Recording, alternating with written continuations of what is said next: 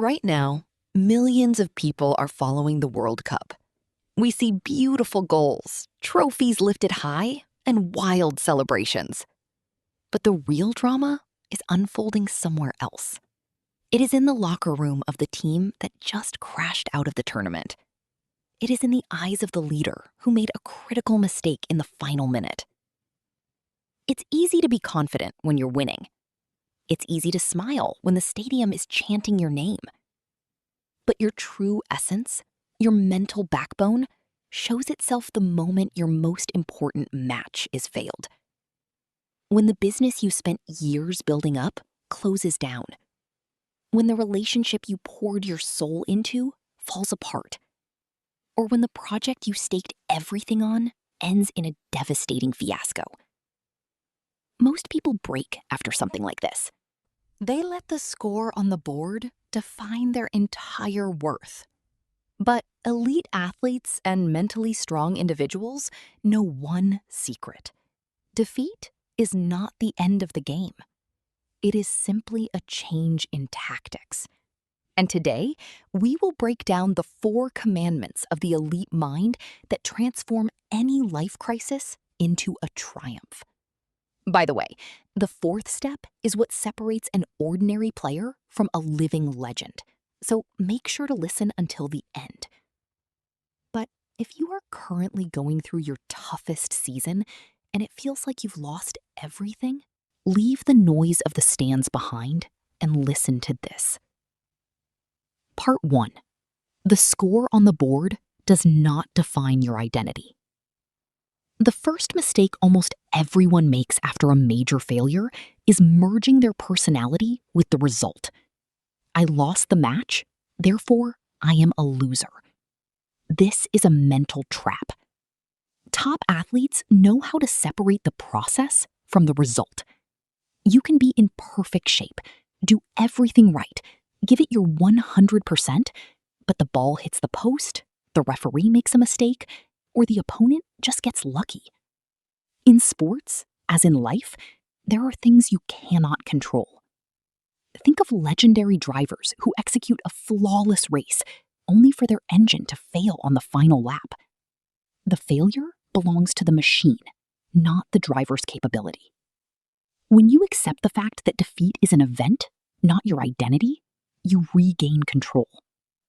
Your worth as a person does not decrease because a project didn't take off today. Your self-respect should not depend on external circumstances. You are not your loss. You are the one capable of taking this hit and continuing the game. But taking the hit is only the beginning. Next comes the most interesting part. Exactly how you behave the moment no one is watching you. We will talk about that right now. Part 2. The silence of the locker room. A time for radical honesty. When a team loses, weak players start looking for someone to blame. They blame the field, the weather, the referee, or their teammates. This is the path of emotional adolescents who look for excuses to protect their fragile egos. But a leader acts differently. In the silence of the locker room, when the cameras are turned off, he sits down and looks truth in the eye. He does not engage in self-flagellation, but he doesn't look for someone to blame either. He analyzes. Where was the defense lacking? Where did we lose focus? Consider a world-class grandmaster who loses a world championship game. They do not flip the board in anger. They spend the entire night reviewing the exact square where their positioning fractured.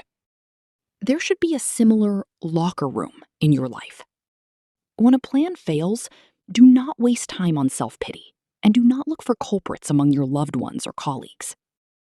Take a piece of paper and ask yourself with radical honesty, what exactly did I do wrong? Which of my decisions led to this? Your mistake is not a shame.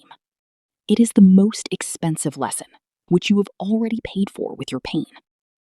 Take the experience from it and leave the emotions behind. Realizing your mistake will give you internal ground. However, the hardest test awaits you outside. when you have to face the reaction of those around you. And how mental champions withstand this pressure shocks many. Let's break down this phenomenon. Part 3. Immunity to others' hate. The hardest thing after a defeat is the crowd. The very same people who carried you on their hands yesterday will be the first to throw a stone at you today. The media will write scathing articles. Experts on couches will tell you how you should have played. And haters will gloat in the comments. This is the ultimate test of your internal maturity. You must understand, the opinion of the crowd is worth nothing. People love spectacles, and someone else's fall is for many the only way to feel better against the backdrop of their own gray lives. Look at how top-tier quarterbacks or strikers handle a stadium full of boos. They don't look at the stands. They keep their eyes locked on the playbook. They know that the crowd reacts only to the immediate moment, lacking the depth to understand the long-term strategy. If you allow the whisper of others to control your thoughts, you will never step onto the field again. Close the door to external noise. You do not need to justify yourself to those who have never once in their lives stepped into the arena and do not know what risk is. Your only critic is yourself in the mirror. Your task is to regain the approval of this critic, not the crowd. And now we have come to that very fourth commandment I mentioned at the beginning. This is the moment of truth.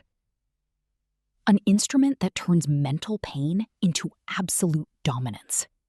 Listen closely. Part 4. Transforming pain into fuel.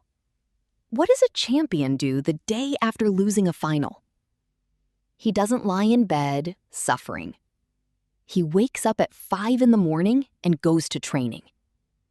But now there is something new in his movements. Anger.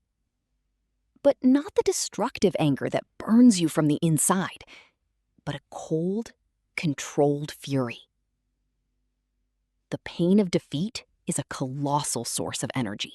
A weak person will let this pain make them quit and say, "This isn't for me."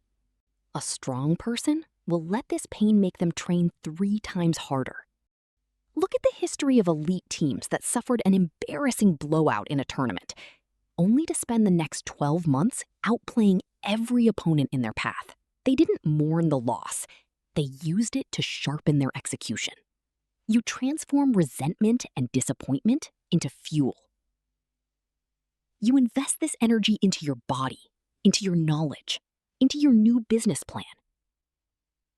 You don't cut out this loss from your memory. You hang it on the wall as a reminder. You start your new training camp in silence. While others think you broke down and have written you off, you calmly and methodically build your new, stronger version. A real loss is not the score on the board at the end of 90 minutes. A real loss is when you decide to never lace up your boots again. When you get scared of the referee's next whistle. All the great legends of sports lost the most important matches of their careers. But that is exactly why they became legends. They came back. They understood that a career is not a single tournament, but a lifelong campaign. If your current match ended in failure, accept it as part of your great story. Your game is not over yet. A new season is ahead. Get up, do the work, and get ready for the next time you step onto the field. What major lost match in your life taught you the most? Are you going through such a difficult period right now? Write about it in the comments. Let's support each other in this locker room. See you at the next game.